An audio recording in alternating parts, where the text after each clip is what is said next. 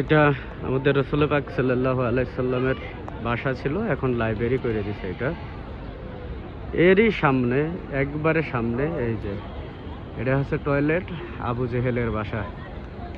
এটা ছিল টয়লেট আবু জেহেলের বাসা। এই যে কাবা শরীফ এইদিকে,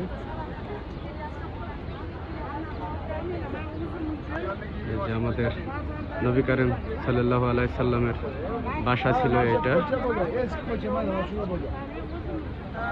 আল্লাহু আকবার, লা ইলাহা ইল্লাল্লাহ মুহাম্মাদুর রাসূলুল্লাহ সাল্লাল্লাহু আলাইহি ওয়াসাল্লাম।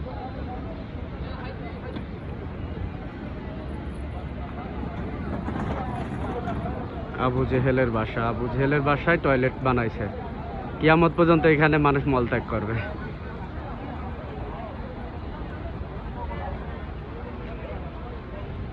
আপন চাচা আর আপন ভাতিজা, কত পার্থক্য!